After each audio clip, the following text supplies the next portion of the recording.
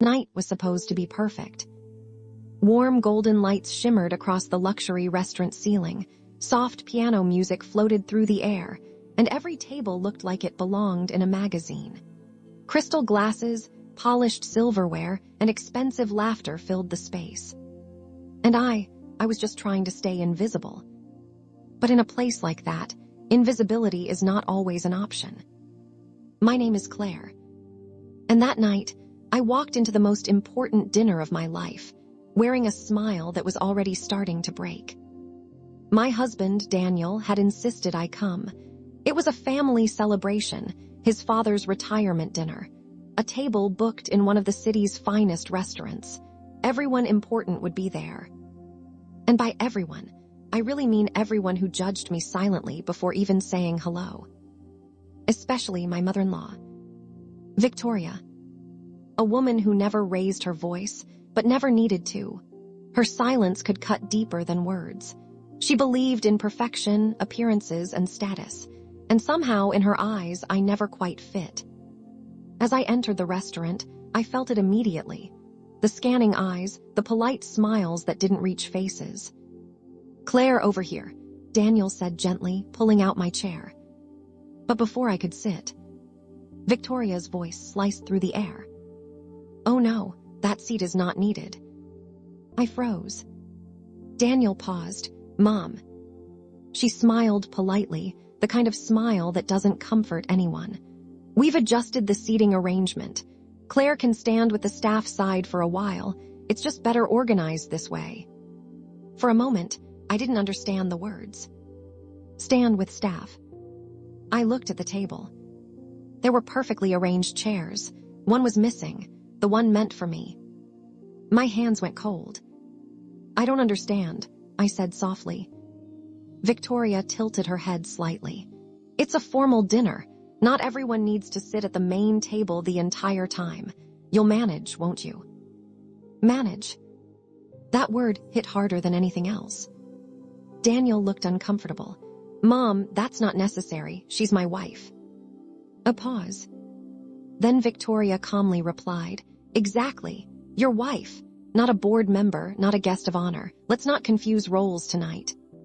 Silence dropped like glass. I felt my chest tighten, but I didn't move. I didn't want to cause a scene. Not here, not now. So I stepped back. And that was my mistake. Because when you step back in silence, some people think you belong further away. I walked slowly toward the side of the hall, near the service area. My reflection passed through glass panels, elegant tables behind me, laughter I was no longer part of. And then, something unexpected happened. A man in a chef's uniform walked out of the kitchen. Tall, calm, sharp eyes that noticed everything. He looked at me, then at the empty chair situation, then back at me again. "You're not seated," he asked simply. I forced a small smile. "It seems I'm not meant to be." He didn't smile back. Instead, he turned toward the dining area and spoke one sentence that changed everything. "Who removed her chair?" The entire section went quiet. Heads turned. Victoria raised her chin. "Excuse me." The chef walked closer, not aggressive, just certain. "That woman was assigned a seat at that table. I designed the seating myself for this event." A pause. Then he added quietly, "And I don't make mistakes like that." Now everyone was listening. Daniel looked confused. Victoria looked slightly irritated. "She doesn't belong at the main table," Victoria said firmly. "We adjusted it for etiquette." The chef studied her for a second, then glanced at me again. "What's your name?" he asked. "Claire," I replied. He nodded once, as if confirming something in his mind. Then he turned back to the table and said something no one expected. "Claire is the reason this dinner exists." A wave of confusion spread instantly.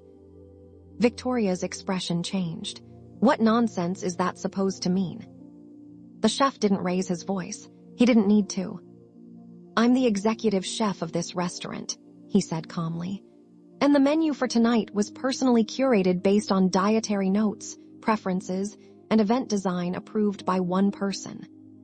He paused. Her. He pointed directly at me. The room went silent again, but this time heavier. My heart stopped for a second. Me? Victoria laughed nervously. That's impossible. She's just... Just what? The chef interrupted. Just the person who reviewed every dish, approved every pairing, and ensured this entire event matched the guest of honor's standards. He took a step closer. Without her approval, this dinner wouldn't exist. Now I could feel every eye on me differently. Confused, shocked, recalculating. Even Daniel turned toward me slowly. Claire, what is he talking about? My throat felt dry. Because I had never told anyone this part. Not even Daniel. I worked behind the scenes in culinary consulting. Quiet contracts, luxury events, anonymous contributions. I never needed credit. Tonight was supposed to be just another silent project review. But I didn't expect to be sitting at the table. Or not sitting at all. The chef continued. The guest list, the seating arrangement, the experience flow, everything was approved by Claire, including who sits where. A long pause. Then he looked at Victoria.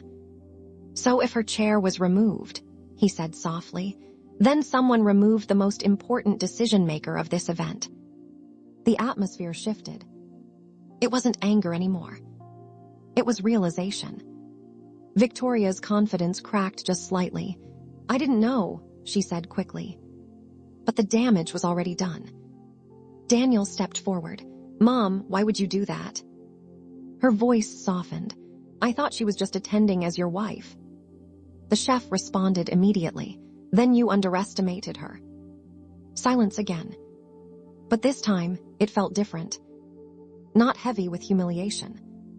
Heavy with truth. Slowly, the chef walked toward me and pulled out a chair from the main table himself. Right next to Daniel. Ms. Claire, he said respectfully, your seat is still here. I hesitated. For a moment, I looked at Victoria. No anger, no revenge. Just understanding. And maybe disappointment.